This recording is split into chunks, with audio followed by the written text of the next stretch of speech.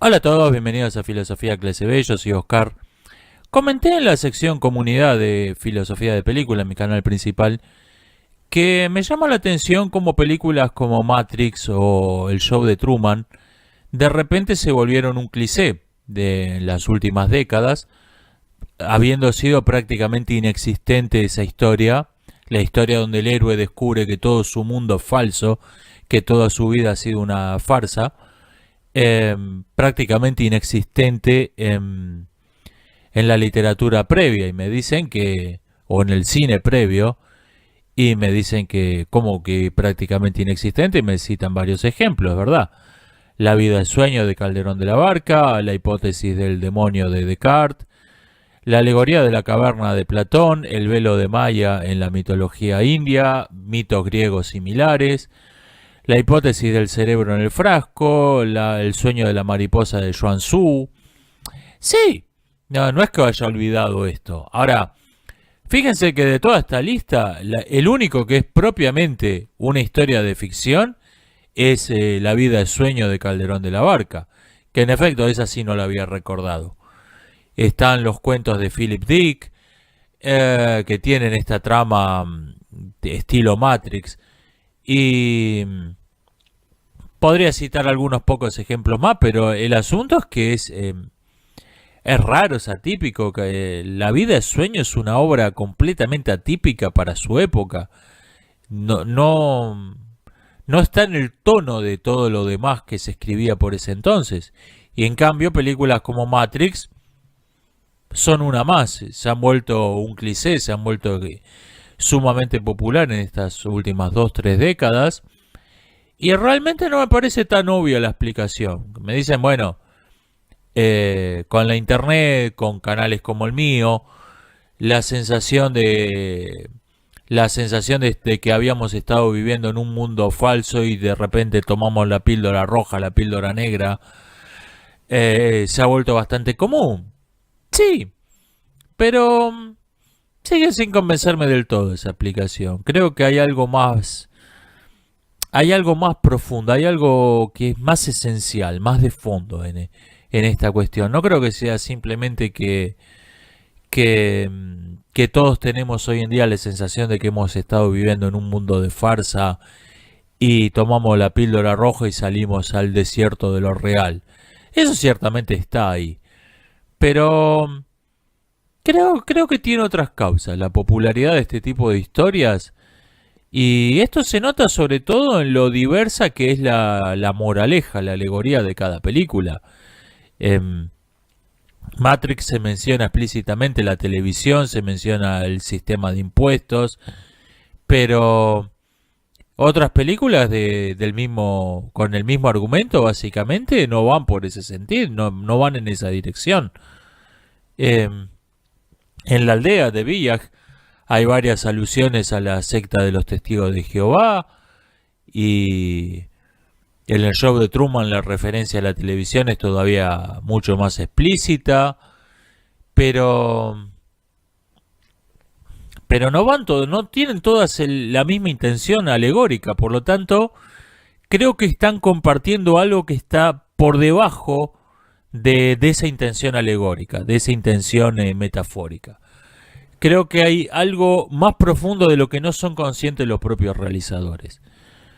Y francamente no sé qué es. Sospecho que eso está ahí, pero no sé qué es.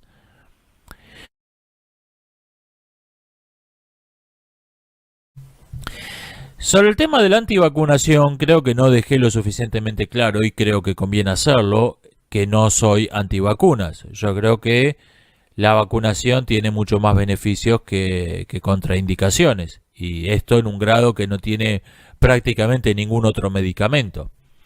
El asunto que estaba tratando al mencionar este tema es que lo que realmente está en discusión entre los antivacunas y los anti-antivacunas no es esto. El verdadero tema que se está discutiendo es quién decide. Es una cuestión de poder, es una cuestión política, no científica. Y este es el verdadero asunto. Nos quieren disfrazar como una discusión científica, como una discusión de un tema de ciencia, la vacuna sirve o no sirve, lo que es una discusión política.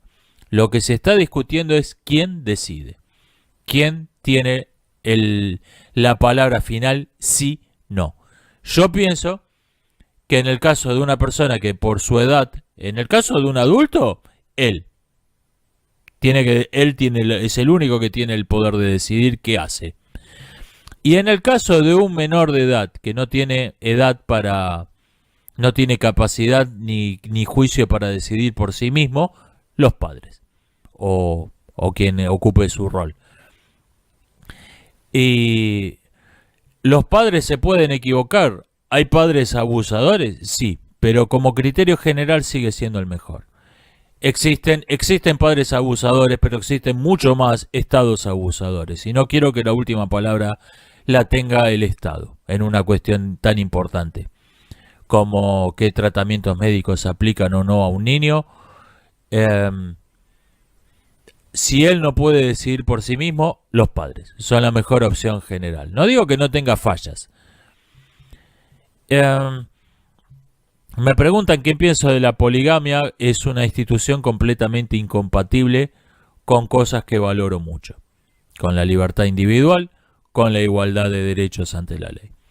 Una sociedad polígama no puede existir. En una sociedad polígama no puede existir la igualdad legal entre los hombres, hablando de hombres en el sentido estricto de personas del género del sexo masculino, y mucho menos puede existir una igualdad de derechos entre hombres y mujeres. De hecho, prácticamente las mujeres no van a tener derechos en una sociedad polígama. Por más que esto se venda como una liberación femenina, como un empoderamiento femenino, la poligamia en todas las sociedades que existieron, en todas las sociedades polígamas que existieron, se basaron en el criterio de que la mujer es una posesión que se compra, se vende y se canjea por otros bienes. Se basa en la idea de que la mujer es una cosa, no un sujeto de derechos. Podría darse el caso de que no, de que exista la poligamia, pero la mujer tenga el derecho a estudiar, a votar, etcétera, etcétera. No, no puede darse. Son totalmente incompatibles esas instituciones. Incluso si las leyes escritas reconocieran en el papel, en la letra muerta, todos esos derechos, en la realidad no existiría.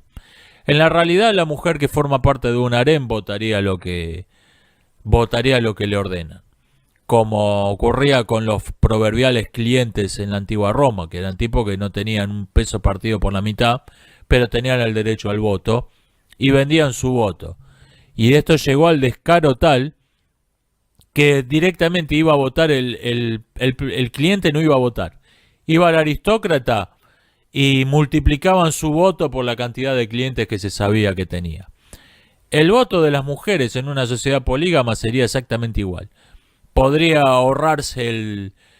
Podrían simplificarse los trámites y simplemente multiplicar el voto del tipo por las esposas que se sabe que tiene. Podría ahorrarse el trámite superfluo de que las mujeres vayan a votar, incluso si teóricamente siguieran teniendo ese derecho. Hay un principio que es importantísimo en ciencias sociales. En las reglas del método sociológico, Emil Durkheim le dedicó un capítulo entero, que es el axioma: el mismo efecto tiene siempre la misma causa produce siempre el mismo efecto.